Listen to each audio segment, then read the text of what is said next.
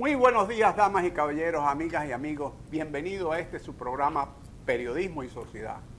Un espacio abierto horizontal que se transmite a través del canal 19 Cinevisión en todos los cables de la República Dominicana y allende de los mares a través del streaming, plataformas como YouTube, Facebook, entre otras. Programa producido por Andrés Licho Mato, quien lo tenemos aquí. Gracias, buenos días, Isidro. Y don Eli. Saludos, don Isidro. Hoy estamos... ¿Qué hay de bueno? Bien. Me gusta el color de esa camisa. ¿Te gusta? Limoncillo. A mí me gusta mucho. Limoncillo. Sí, está bien. Es como rosa, sí. Es rosado. Aquí, gracias por invitarme. Mira, tú dices de rosado y él se quedó como... No es Rosado es un dirigente, yo recuerdo un candidato a diputado del PRD en el año 2004 por la zona oriental. Y que tenía una fábrica de cristales. Sí, rosado. Y un exrector de la UAS, creo que murió. Murió, sí, el profesor Rosado. Así que de San Juan. Yo no sé cuál es su aviesa intención de decir ese comentario avieso y valga la redundancia. No, es que usted se quedó como extrañado de que él tenga esa camisa color rosado. Oye, pero ustedes son terribles. terribles. ¿Cuál es la noticia de hoy? Hay muchas noticias.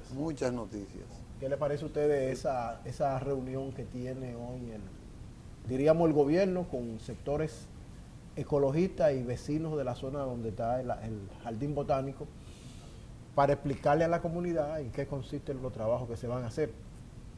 Bueno, es una reunión que debió hacerse hace 3 meses. Hace 3 meses. Sí, esas fueron unas declaraciones que el gobierno debió adelantar al proyecto. Se previó eso mucho antes de que el gobierno adelantara las informaciones y la comunicación con la comunidad de ahí. No sé por qué no se hizo, pero estaba previsto dentro del plan mercadológico de ese proyecto. O sea, aparentemente el gobierno se dejó coger adelante por... Sí, se dejó coger. Entonces, y se dejó coger por gente que aunque a algunos les duela el medio ambiente, hay otros que lo que están haciendo es politiquería. Bueno, sí, porque están metiendo a los partidos políticos en un debate, que es normal, la oposición tiene que jugar ese papel.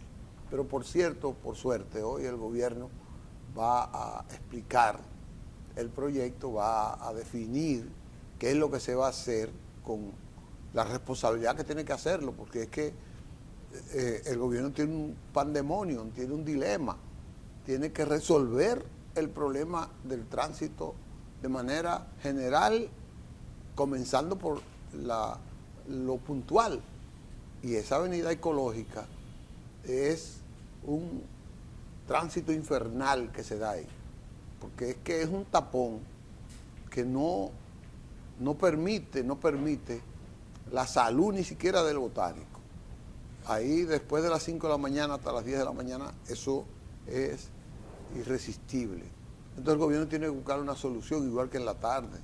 Ahí hasta las 9, 8 de la noche es imposible de que el tránsito fluya ahí.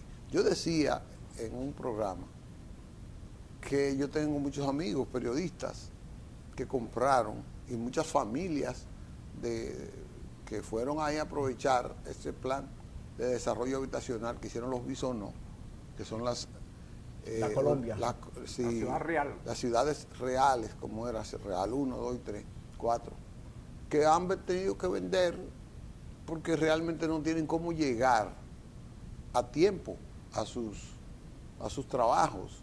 Y una de las cosas que me enteré ayer es que las personas que han tenido que dejar los apartamentos, en cualquier lugar un apartamento cuesta 35, 40 mil pesos. Ahí está costando 15 y 20 mil pesos. O sea, está tan barato que la gente no quiere, no sabe, como que no lo quiere vivir.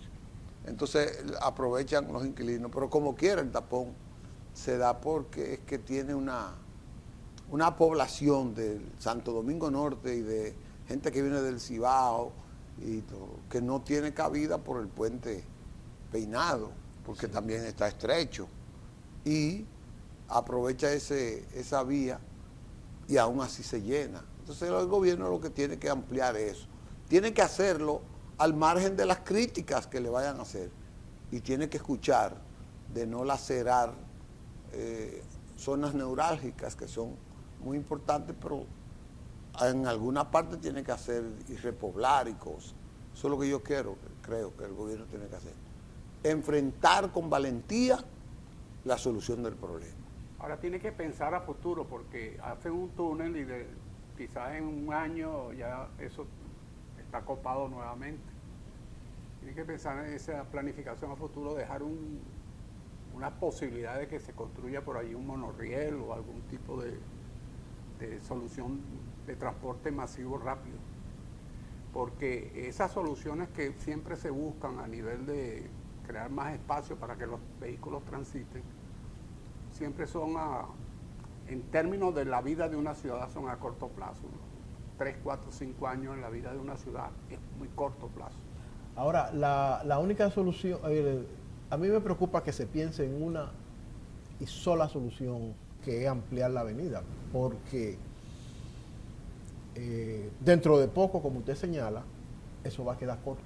Sí, es que eso es así. O sea, hay que limitar medidas de importación de vehículos, hay que mejorar el transporte colectivo, porque a la larga eso va a ser, todavía a la avenida Jacobo Masluta le queda mucho terreno por urbanizar.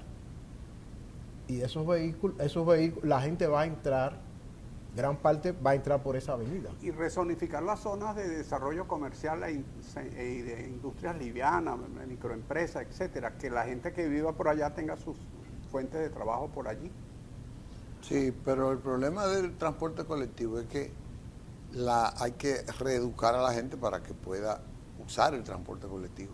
Porque es que la inmensa mayoría del que viene ahí es vehículo privado. Sí, pero si no hay un transporte colectivo eficiente que te garantice que tú, si eres un ejecutivo de una empresa, te monte con un saco, una corbata y una laptop y te lleve a otro lugar. Si no hay garantía de eso, pues tú no lo vas. Correcto. Sí, eso es un sistema. Y un sistema, además de eficiente, que sea al alcance de todos. Tú dijiste otras vías, pero ahí estaba contemplado un túnel. En ese sector, frente al Botánico. Saliendo de cerca donde está la embajada, Sí. hasta donde está la rotonda. No, yo creo que se está haciendo. ¿Se está haciendo? Sí, se está Bueno. haciendo. El problema viene frente a frente, en el kilómetro que hay de la rotonda, frente al Botánico. Que la gente no quiere que... O sea, hay que ver esto, quién es que está detrás de esa campaña. Si los vecinos de ahí, de ese lugar, que soportan cada día que un vehículo dure 1 hora para atravesar esa esquina, lanzando al aire monóxido de carbono, o, como tú bien señalabas ahorita, organizaciones políticas, muchas veces como ecologistas, que a veces no ven la magnitud del problema. Yo dudo que sean... Ecologistas. Oye, no, yo dudo que sean los vecinos que estén componiéndose. No, yo me imagino que el que vive por ahí Seguro, porque está sufriendo el problema, no solo con el tránsito, sino con la emisión del dióxido de carbono. Yo creo que en esos temas los gobiernos tienen que ser muy radical. Esta es la solución, vamos tratando de preservar lo máximo la naturaleza, el parque, etcétera. Hoy en día la ingeniería da muchas alternativas y yo creo que eso es lo que está haciendo el gobierno. Está haciendo un túnel, hoy lo van a explicar. Tiene que gobernar. Pero tiene que dejar ya las bases para un transporte rápido, colectivo, por esa zona. Porque esa solución que presentarán hoy, en 2 o 3 o 5 años, eso será lo mismo. Lo que van a correr la arruga. Hay un técnico muy amigo de nosotros, René Ledesma, que él dice que se le puede tomar parte de la acera a la vía y trasplantar esos árboles para que le sirva de malla al jardín botánico. Pero ahí no hay... Sí, hay mucha...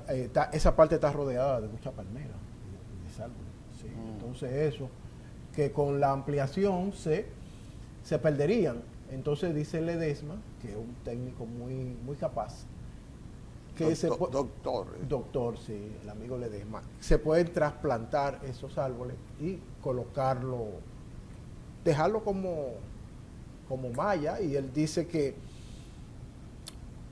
la cantidad de monóxido de carbono que expulsan los vehículos entaponados ahí es increíble, y que hace más daño que si se le toma un pedacito al jardín, a la acera del jardín botánico.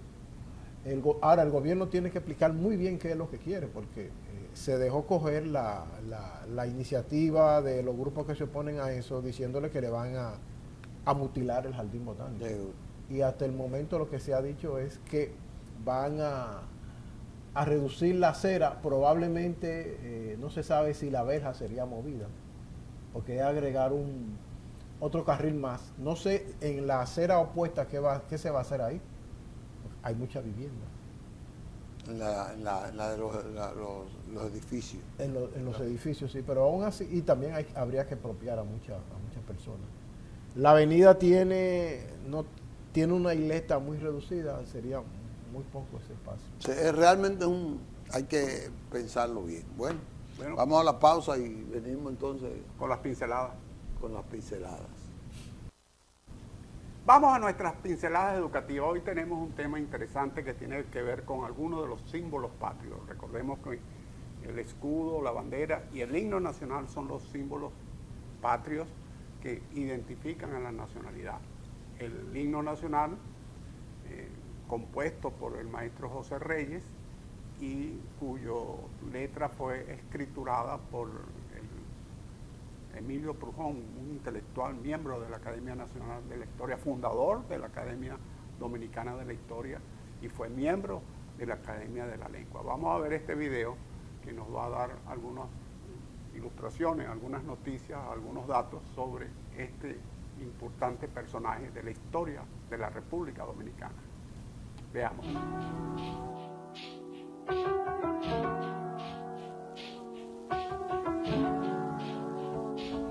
Emilio Prujón, autor de la letra del himno nacional, forjador de la identidad nacional dominicana. Saludos. El 16 de agosto de 1931 ingresa como miembro fundador, ocupando el sillón D de la Academia Dominicana de la Historia, Emilio Prujón y Maduro, quien fue un abogado dominicano, autor y compositor de la letra del himno nacional dominicano. Es considerado uno de los grandes que contribuyeron al forjamiento de la identidad nacional y aportador a los valores patrios y morales de la República Dominicana. Nuestro personaje fue un hombre público. Entre los cargos que ocupó, además están diputado de 1899 a 1902, secretario de Estado de Justicia e Instrucción Pública en 1916, en el gobierno del doctor Francisco Enríquez y Carvajal. Recordemos que el gobierno de Enríquez y Carvajal fue un periodo breve pero significativo en la historia dominicana, marcado por la intervención estadounidense de 1916 y su mandato, que se caracterizó por la resistencia a la exigencia de Estados Unidos. Prujón también fue juez de la Suprema Corte de Justicia en 1931. Nuestro personaje nace en Puerto Plata el 20 de agosto de 1856, hijo del matrimonio de Pedro Prujón y de Ana Maduro. Escribió la letra del himno nacional, cuya partitura fue creada por el maestro José Reyes en 1883, quien le pidió a Prujón que escribiera unos versos patrióticos que acompañaran sus compases.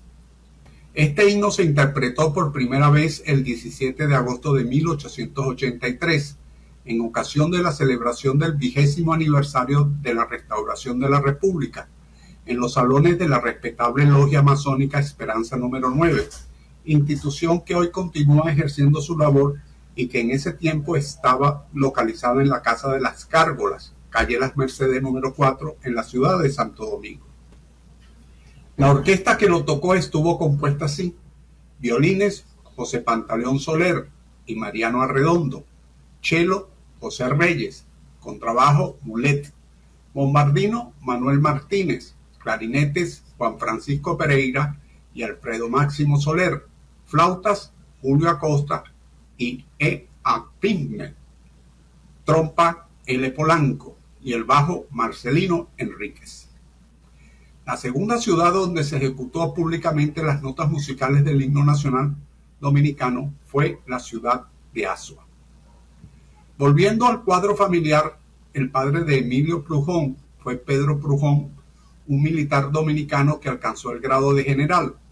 Además de su carrera militar, se dedicó a la educación, siendo uno de los fundadores de un colegio en Puerto Plata. De su madre, Ana Maduro, no se tiene datos, por lo que se puede inferir que se dedicaba a las labores del hogar, aunque no es descartable que doña Ana Maduro colaborara en algunas actividades en dicho centro de instrucción. En 1860 sus padres junto a sus hijos se trasladan a Santo Domingo y asistió allí a la escuela de doña Dolores Guerrero. Quien le enseñó a leer fue Monsieur Monsanto. En Santo Domingo realizó sus estudios secundarios, siendo discípulo del maestro Eugenio María de Hostos. Feliz María del Monte, José Joaquín Pérez y Francisco Enríquez y Carvajal fueron determinantes en su formación intelectual. Mantuvo estrechos vínculos intelectuales con la Sociedad de Amigos del País, de la cual fue miembro distinguido. Recordemos que esta sociedad fue una agrupación cultural surgida en Puerto Plata en 1875 en torno a Gregorio Luperón y Eugenio María de Hostos, y que tuvo ramificaciones en las principales ciudades del país. Con ella se iniciaron en Santo Domingo las conferencias literarias, según César Nicolás Benson. La sociedad, como parte de sus actividades, publicó varias obras literarias y de historia y fundaron la revista El Estudio. Nuestro personaje se graduó en 1880 de maestro normal y se convirtió en colaborador del maestro Eugenio María de Hostos. A partir de allí, inició su apostolado como profesor en la preparatoria en el Instituto de Señoritas. En Azua fundó la Escuela Normal Perseverancia. Allí contrajo matrimonio con Manuela Batista el 19 de agosto de 1880. El 17 de mayo de 1882 se graduó de licenciado en Derecho en el Instituto Profesional de Santo Domingo. Se estableció nuevamente en Santo Domingo, siendo cofundador del Liceo Dominicano en 1895, permaneciendo en este durante 5 años. En 1902 se traslada a Puerto Plata y dirige la Escuela Normal de la ciudad, donde permaneció durante 29 años al frente de la misma. Fue diputado en el Congreso Nacional y también secretario de Justicia e Instrucción Pública durante el gobierno de Francisco Enríquez y Carvajal, como hemos mencionado. Prujón se opuso rotundamente a la intervención militar estadounidense, hecho que ocurrió entre los años de 1916 y 1924.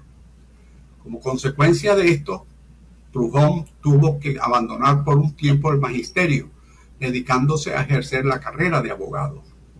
Como intelectual, la mayoría de sus obras literarias estuvo dirigida a la exaltación de los valores patrióticos, el respeto y amor a la soberanía y a la defensa de la independencia nacional.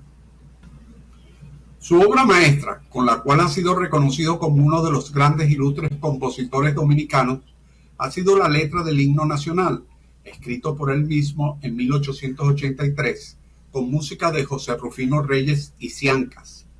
Emilio Prujón lo corrigió en 1897, cuando se usó por primera vez en actos oficiales del país. A medida que iba pasando el tiempo, el himno nacional era cada vez más reconocido en todo el territorio nacional. Pero no fue hasta el 22 de mayo de 1934, mediante la ley número 700, durante el gobierno de Rafael Leónidas Trujillo, que se consagró como símbolo nacional y se hizo obligatorio que el pueblo le rindiera culto y homenaje. Como señalamos al inicio, fue él uno de los fundadores y miembro de número de la Academia Dominicana de la Historia, siendo sustituido cuando falleció por el licenciado Emilio Rodríguez de Morici. También fue miembro de número de la Academia Dominicana de la Lengua, sustituido por Rodríguez de Morici. Publicó 2 libros, Mi libro azul en prosa y Mi libro azul en versos. dejó escritas unas notas autobiográficas. El licenciado Emilio Trujón Maduro parte de este plano existencial en la ciudad de Santo Domingo, el 21 de julio de 1932, y con su muerte perdieron los dominicanos a un auténtico ciudadano ejemplar en todo el sentido de la palabra. Fue exaltado al Panteón Nacional en 1974. Es cuanto, salud, fuerza y unión. Fuera del aire. Bueno, don Licho, ayer el presidente de la República decretó el reglamento de la ley de desarrollo territorial, de zonificación de las regiones del país.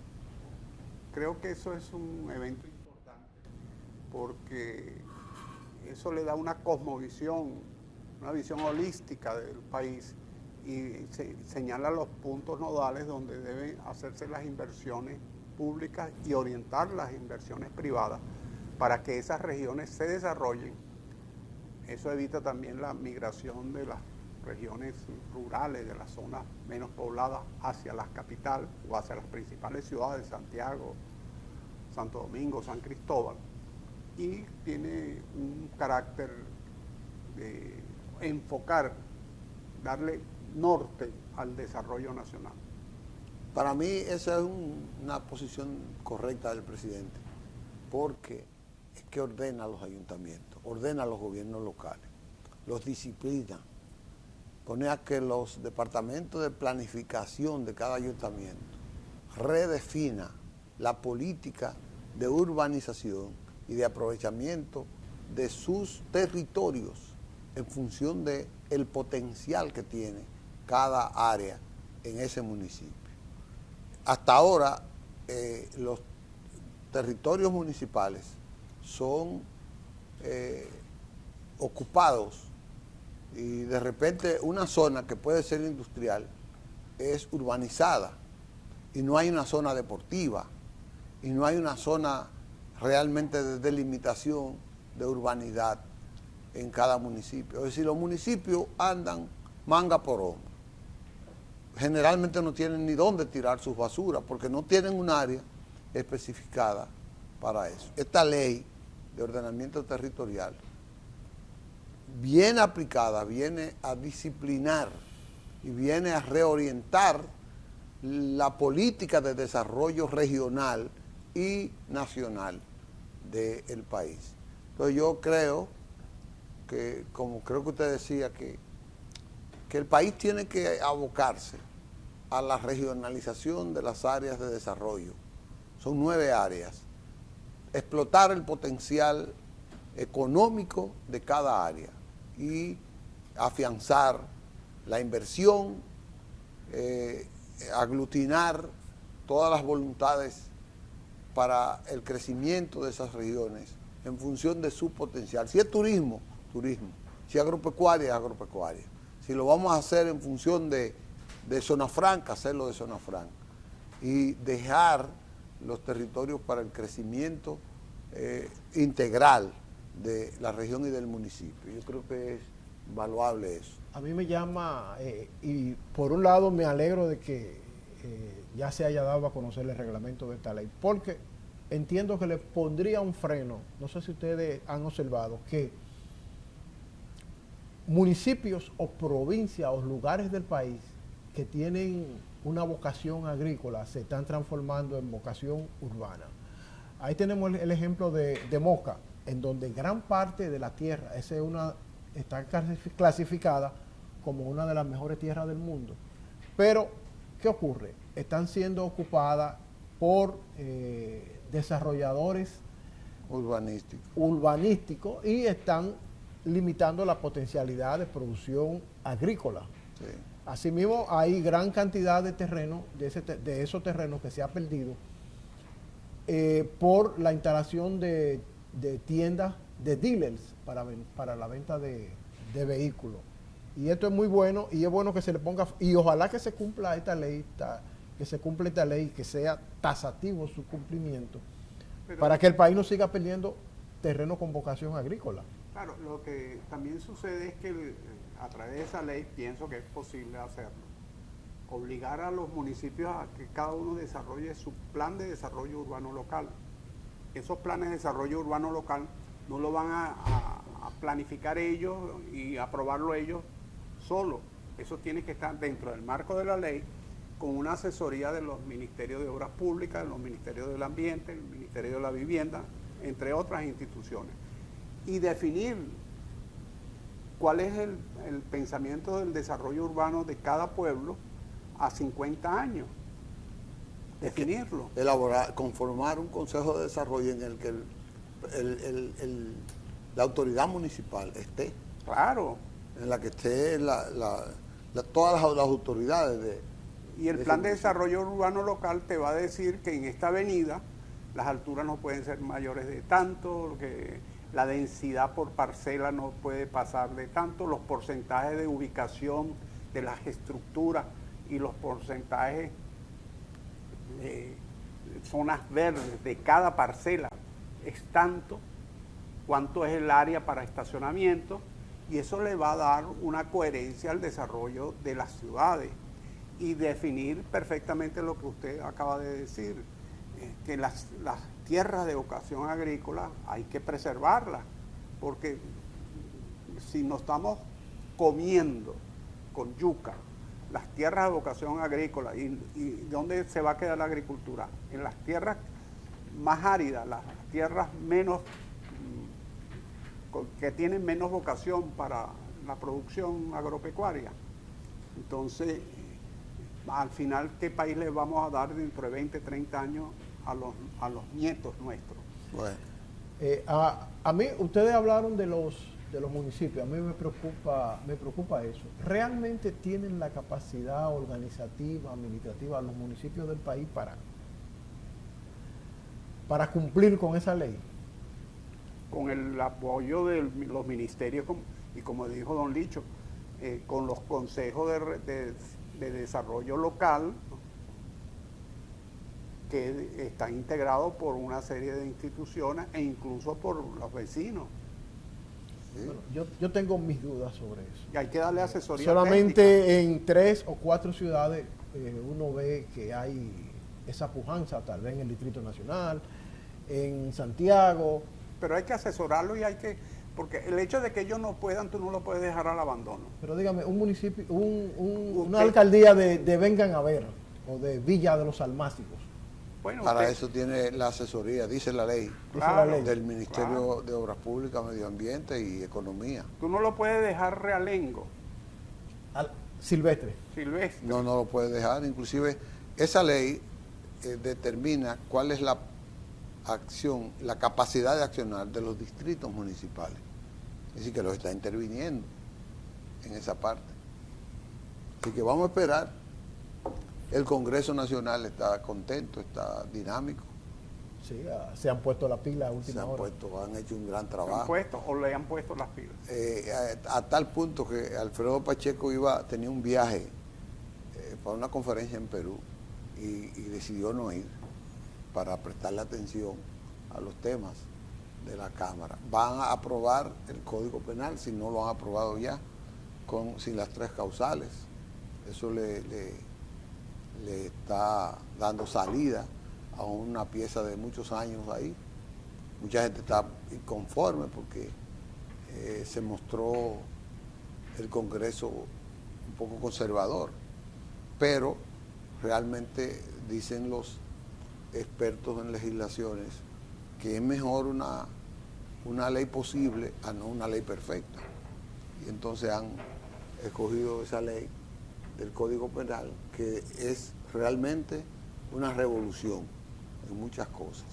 Han salido a criticar, hoy escribió un artículo este señor Pérez sobre César Pérez, sobre la decisión de excluir a algunas instituciones del Estado, como los ayuntamientos, las iglesias de la responsabilidad penal en muchas cosas, sobre todo en corrupción. Pero eso está ahí para poder ser modificado en esa parte. Lo bueno es que han aprobado la ley del Código Penal y que han aprobado la ley del Código Laboral, que también estaba atrancada ahí. En relación al Código Laboral dicen que tiene algunas figuras nuevas. Se mantuvo, y eso hay que reconocérselo a los legisladores, se mantuvo la cesantía, que era una de las peticiones que quería el sector laboral que se eliminara, pero no le dio la gasolina para acabar Porque con eso es una reivindicación añeja de los trabajadores que no se lo pueden quitar. Bueno, eso viene desde el Código Trabajo. Pero la cesantía Trujillo. es un compromiso que tienen los empresarios cuando despiden un obrero nada más. Cuando despiden un empleado sin justificación, tienen que darle su cesantía. Para eso tienen que estar haciendo. Porque si el empleado decide irse, pues Pierde la cesantía. pierde. Es decir, yo no entiendo por qué los empresarios están mitigando eso de la cesantía. Yo no lo entiendo, de verdad. Ellos alegan que tienen una doble tributación porque ellos aportan al sistema de pensiones una parte, o sea, una parte la pone el empleado y otra parte el empleador para crear ese fondo. Ellos dicen que están... Pero es que las pensiones no tienen nada que ver con la cesantía. Nada. Porque si a ti te despiden una persona que tiene 35 años, no va a ir al fondo de pensiones. Bueno, eso es lo que alegan ellos. Lo que sucede es que la ley debió haber establecido un sistema de apoyo, eso en España tiene un nombre, pero el paro, lo que llaman en España el paro, que quedas desempleado, vas al paro y te pagan... Al seguro de desempleo. Un seguro de desempleo te paga una parte de tu salario, pero eso no existe. No. Está aprobado aquí, pero no se ha puesto Pero no existe. No se ha puesto en ejecución. Entonces, Ellos mismos, los mismos empresarios no han querido No, poner. no. Entonces, el punto nodal es que muchas veces los empresarios se presentan como demasiado voraces, demasiado ávidos de ganancia. Por otro lado, habría que pensar que si esa lucha que dieron los empresarios por la cesantía, sabiendo que le iban a perder, no era para tapar que no le dieran otra lucha por otro lado. Habría que ver. Sí, porque ellos tienen un compromiso con el Poder Ejecutivo y con los trabajadores de no tocar la cesantía. Sí, pero quizás Ellos firmaron ese compromiso. con esa lucha que dieron y todas esas cosas que dieron, les permitieron que no tocaran otros temas que le benefician altamente a ellos. Miren, ayer el presidente sostuvo una reunión con el ministro de Educación, el señor Miguel de Camps, y de ahí salió la decisión de que ningún niño se va a quedar fuera de las escuelas. Yo no sé cómo se va a cumplir esto porque hay un déficit de aula muy enorme, pero es un compromiso del presidente del gobierno de crear las aulas, ya sea con nuevas aulas o alquilando espacios. Pero lo cierto es que el presidente dijo que ningún niño se va a quedar fuera de la escuela, fuera de las aulas, sin recibir la educación formal necesaria. Y eso es muy importante que él lo diga porque hay muchas voces diciendo en tal comunidad faltan aulas, en tal provincia son necesarias 3 escuelas, etcétera, etcétera. Pero vamos a ver cómo el gobierno va y cómo el Ministerio de Educación va a cumplir con esa decisión, con esa palabra del presidente de la República, de que ningún niño dominicano se quede fuera de las aulas en el próximo año escolar. Ese es el deber. Ese es el deber. Pero eso ha pasado todos los años y encuentran cupo. O sea, es muy difícil. Yo no he encontrado una zona que se han quedado 100 estudiantes sin escuela en una comunidad. El sistema educativo le habilita algunas aulas. Y me alegra mucho. O sea, por eso yo no me llevo mucho de las voces arboreras que dicen se van a quedar sin aula. Porque siempre dicen eso. Ahora, ¿qué me halaga a mí? El gobierno debe tener un plan, de tener una estadística de cuántas escuelas tiene que construir cada año en función del crecimiento de la población infantil, de la población escolar. Todos los años ingresa una cantidad importante de niños que le corresponde a la escuela. Entonces el gobierno deberá planificar cómo absorber esa cantidad que crece. Me alegra que el ministro haya anunciado ayer, y el presidente creo, que tienen 12.000 millones de pesos para la construcción de escuelas, solamente las aulas, para construcción y reparación de aulas. Es una gran cantidad, eso es casi el presupuesto del Ministerio de Obras Públicas, sí, o de Salud. Es decir, yo creo que solo para eso es una gran noticia que el gobierno va a emprender eso. Y tiene que hacerlo, porque eso no es una excusa de que no hay aula. No, el crecimiento tiene que estar pautado en la posibilidad de absorber esos niños en función de que el gobierno lo tiene calculado. Van a crecer 100.000 niños, pues hay que construir las aulas para 100.000. Y tan fácil que es prevenir eso. Seguro. Porque solamente con las tasas de natalidad que tú ves en los hospitales de cada ciudad, de cada provincia, etcétera, ya puedes saber si nacieron 100 niños este mes en este pueblo, dentro de 4 años esos 100 niños deben entrar a la escuela. Correcto. No entrarán los 100, entrarán 98, 95. De repente entran 110 porque se han mudado. Pero tú lo sabes, pues. Hay que añadirle al comentario de ustedes el hecho de que en los últimos años la educación pública ha mejorado notablemente. Eso de las tandas extendidas, y ha obligado a que padres que tenían sus hijos en colegios emigren hacia el sistema oficial. También eso forma parte de ¿cómo se dice? Pero es que el 4% da para eso y para más, porque da lástima ver que todos los años se devuelve dinero del 4%. Se reintegra al tesoro público, al tesoro nacional, parte del dinero del 4% que no se utiliza. Eso es lo que significa una gerencia deficiente.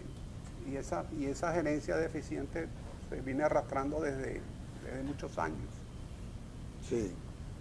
O sea, no, es un problema estructural del Ministerio de Educación, que ahora que le van a anexar otro ministerio, quizás se vuelve más pesado todavía el Ministerio de Educación. Le van a anexar el MESIC. El MESIC, entonces es un tema de discutirlo con profundidad. Sí, es un tema complicado. Miren, finalmente el presidente salió para Guyana. Ya es el tercer viaje que el presidente tiene a Guyana. ¿Cuál sería el interés, además del gas natural? Bueno, está el tema del maíz, ¿no? ¿El maíz? Sí, no van a sembrar maíz en tierras guyanesas para la eficiencia del maíz en el país.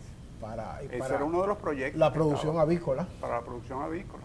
Ah. Era uno de los proyectos que se anunciaron hace un año o dos. Hay muchos proyectos conjuntos, pero el único proyecto que tenemos ahora es decir que volvemos mañana. Ah, ya, se nos acabó el tiempo. Se nos acabó el tiempo. Oye, Juancito, carajo. Adelante. Pues nada, gracias, para mí ha sido un placer acompañarles a ustedes en el día de hoy. Y que Dios nos bendiga. Así mismo.